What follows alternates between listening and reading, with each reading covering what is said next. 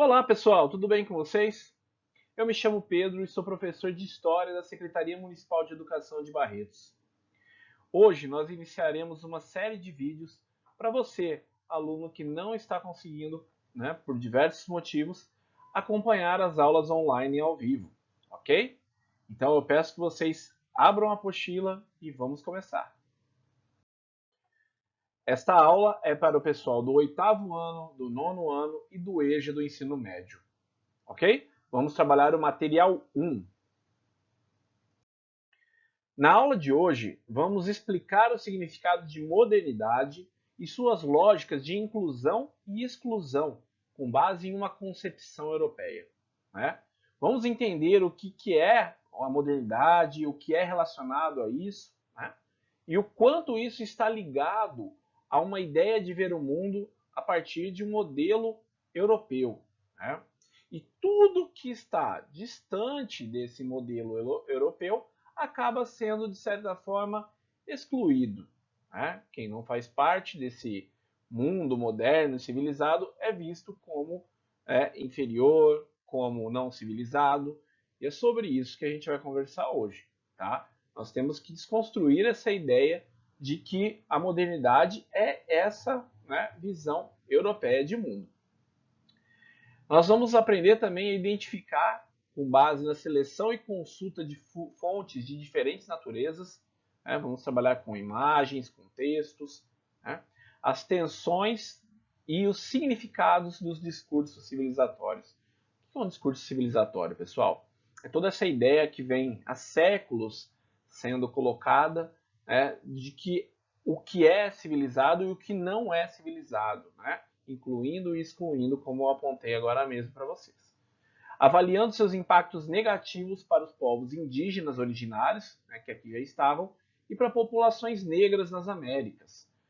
Hoje, ainda existem as populações, tanto povos indígenas originários, que vivem em suas comunidades, assim como nós temos, por exemplo, as comunidades quilombolas, que são remanescentes desde a época que existiam os quilombos de ex-escravizados que conseguiam sua alforria ou que fugiam, conseguiam escapar de seus senhores, ok? Os objetivos dessa aula, então, vão ser discutir os conceitos de civilizado e modernidade, exercitar empatia. O que é empatia, pessoal? Reconhecer, valorizar o outro, valorizar a diversidade cultural que está presente em nossa sociedade, ok?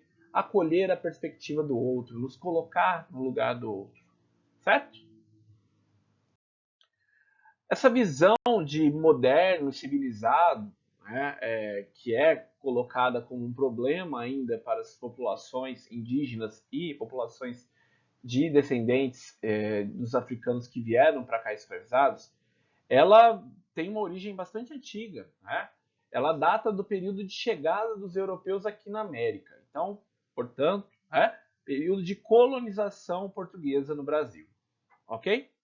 Lembrando que existem diferentes formas, diferentes textos que nós podemos trabalhar. E uma dessas maneiras são os textos imagéticos, ok? Que vão ser muito importantes para que possamos observar os detalhes da nossa reflexão de hoje, ok? Então observem bem essa imagem, essa fotografia, enquanto eu leio o texto com vocês, ok? Vamos lá. Acompanhem comigo aí. Em encontro de lideranças, indígenas Munduruku denunciam ameaças do governo e invasões no território. Convocado pelo cacique Raoni, vale reforçar que o cacique Raoni, da etnia Kayapó, é um dos líderes mais importantes na luta pela proteção ambiental das florestas e na proteção dos povos indígenas, ok? Então, o encontro dos povos Mebengocré foi realizado na aldeia Piaraçu, dentro da terra indígena Capoto-Jarina, na cidade de São José do Xingu, no Mato Grosso. A invasão dos territórios indígenas Munduruku, provocados por garimpeiros, madeireiros, turistas, pesquisadores e palmiteiros, foi denunciado por lideranças da região do Médio e Alto Tapajós durante o encontro dos povos Memengocrê. A atividade realizada às margens do rio Xingu, no Mato Grosso, reuniu mais de 600 caciques e lideranças indígenas de 45 povos durante os dias 14 a 17 de janeiro. Pessoal, eu chamo atenção para isso aqui. Nós temos, nesse encontro, cerca de 600 caciques e lideranças, né, de 45 povos diferentes. Eu gostaria aqui de chamar atenção para algo que é muito comum, né, entre as pessoas, né, o tipo de comentário que é tudo índio é tudo igual. Só nesse encontro temos 45 povos diferentes, com cultura diferente, com língua diferente, com modos de, né, pintar o corpo diferente, adereços diferentes, né, construção de moradias diferentes, organização da sociedade diferente. Né? E existe uma tendência muito forte de olhar para o indígena como tudo índio, é tudo igual.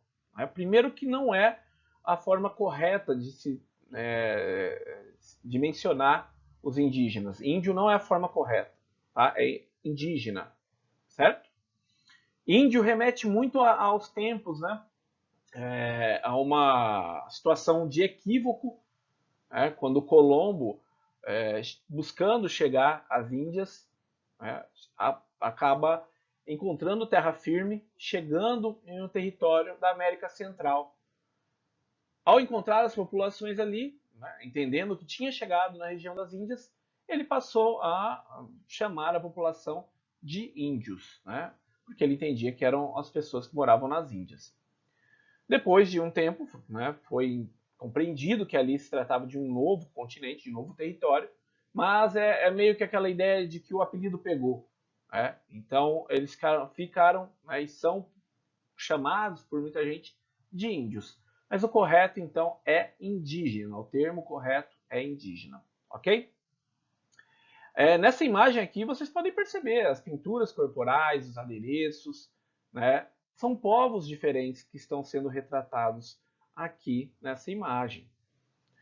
No Brasil, há mais de 305 povos ou etnias, né, indígenas e pelo menos 274 línguas diferentes, de acordo com o censo de 2010 do IBGE. Ok? Esses povos, eles são distribuídos por todas as regiões do país e estão presentes em todos os territórios brasileiros, inclusive no Distrito Federal. Né?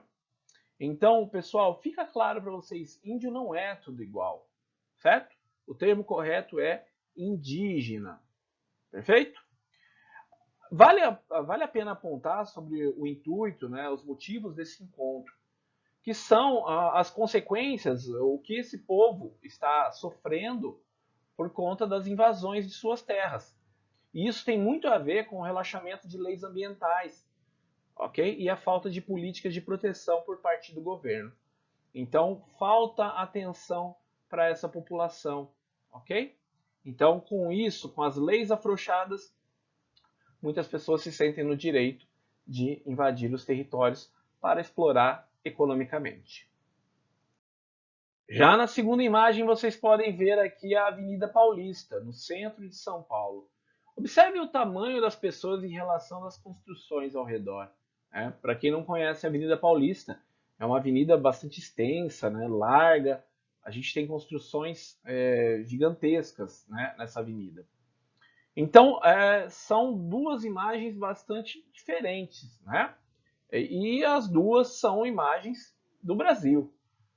Ao analisar essas duas imagens, nós podemos identificar o quanto é diversificada a nossa cultura, nossas paisagens, né, as populações, e isso deve ser valorizado como algo rico do nosso, né, da nossa cultura, do nosso país.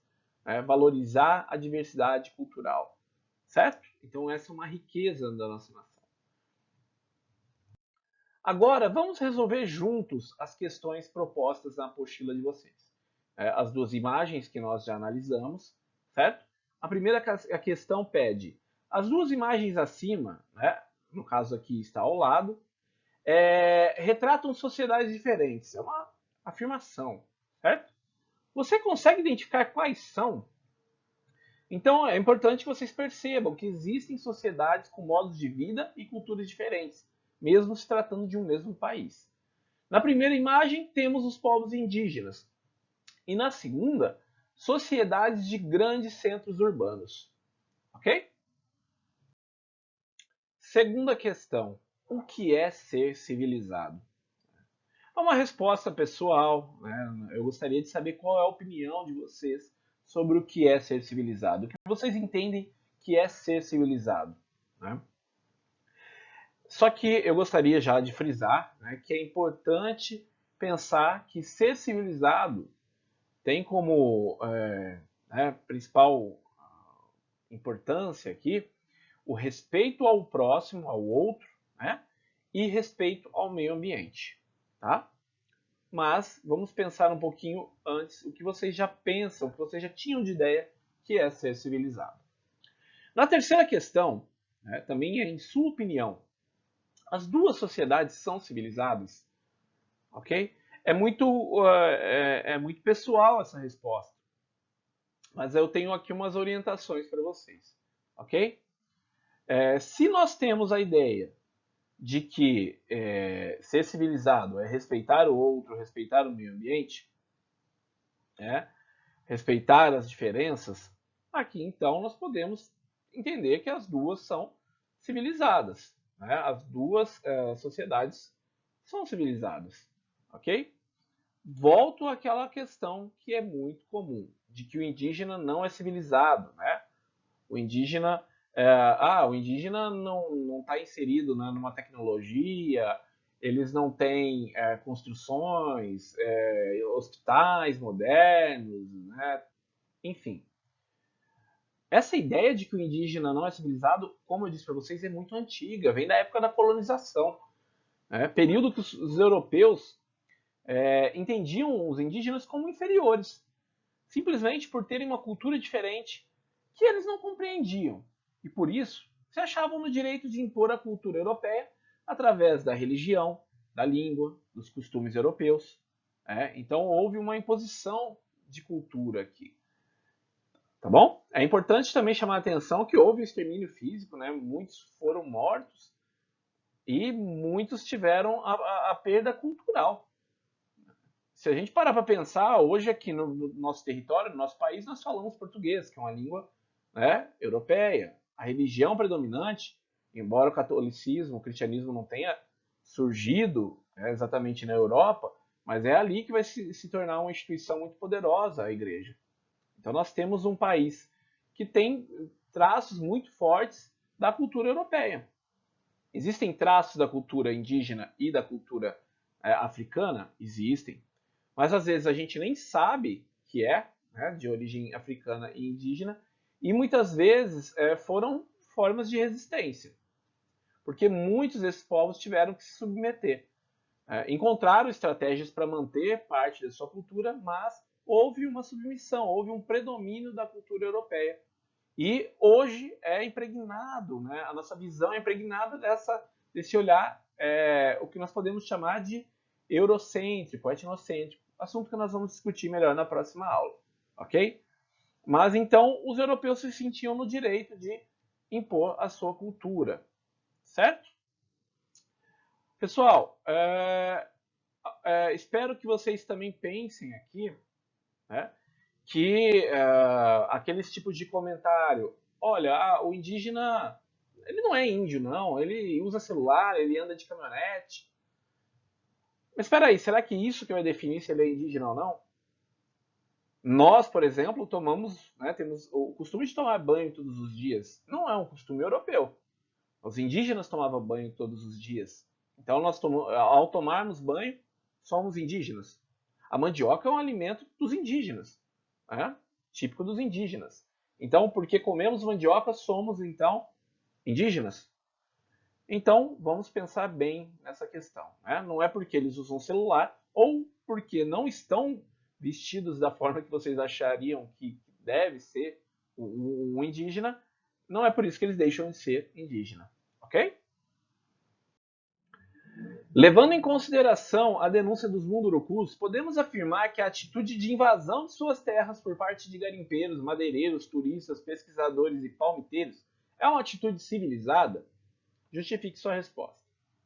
Bom, se ser civilizado implica respeitar o próximo e o meio ambiente, essa atitude dos invasores das terras indígenas não pode ser caracterizada como civilizado, né? Pois vai implicar em uma série de problemas ambientais e também são uma ameaça à saúde e à integridade dos povos indígenas.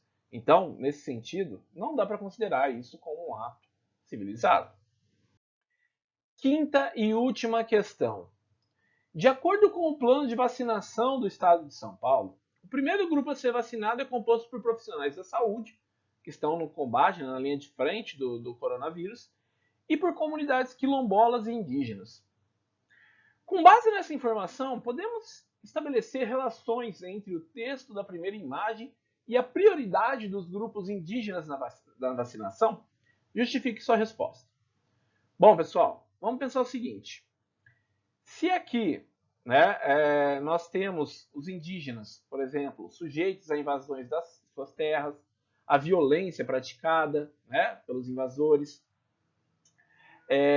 a falta de atenção por parte do governo no sentido de protegê-los, né, de garantir a preservação de suas terras, o que também é uma violência, tá? Tudo isso torna a população indígena um grupo vulnerável, né, que nem sempre tem acesso à saúde e à informação, ok? Por isso, esses grupos, os quilombolas e os indígenas, são considerados prioritários, né?